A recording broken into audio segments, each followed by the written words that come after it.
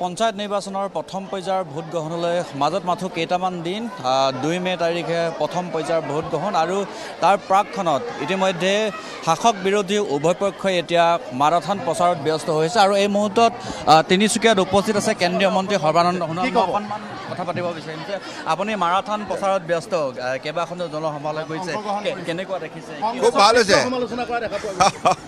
কংগ্ৰেছক ইতিমধ্যে মানুহে মনৰ পৰা আঁতৰাই দিলে। এতিয়া কংগ্ৰেছৰ কোনো স্থান নাই অসমৰ ৰাজনীতি পথাৰত।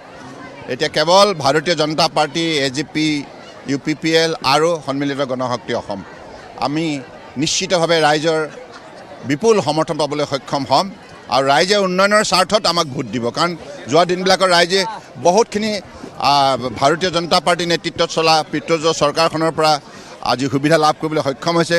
ৰাইজ শক্তিশালী হৈছে। মাননীয় প্ৰধানমন্ত্ৰী নৰেন্দ্ৰ মোদী ডাঙৰীয়াৰ বলিষ্ঠ নেতৃত্বত কেন্দ্ৰীয় চৰকাৰে যিমান আন্তৰিকতাৰে দুখীয়া মানুহক সেৱা জনাইছে, যাৰ ফলত দুখীয়া আজি আৰ্থিকভাৱে সবল হৈছে, ঠিক অসমতো ডক্টৰ হিমন্ত বিশ্ব শৰ্মা ডাঙৰীয়াৰ নেতৃত্বত বিজেপিৰ মিত্ৰজোঁটৰ চৰকাৰখনে সফলতাৰে কাৰ্যনিৰ্বাহ কৰি আছে। সেইবাবে ৰাইজে নিশ্চিতভাৱে বিজেপি আৰু আমাৰ সন্মিলিত শক্তিৰ পক্ষত থিয় দিব।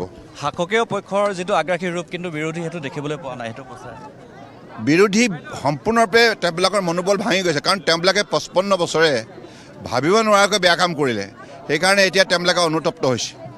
আৰু এয়া কেন্দ্ৰীয় মন্ত্ৰী সৰ্বানন্দ সোণোৱালে এখন প্ৰচাৰ সভাত অংশগ্ৰহণ কৰি অন্য এখন প্ৰচাৰ সভালৈ গৈছে আৰু মাৰাথন প্ৰচাৰত কেন্দ্ৰীয় মন্ত্ৰী সৰ্বানন্দ সোণোৱাল ব্যস্ত হৈ থকা এই মুহূৰ্তত দেখা পোৱা গৈছে।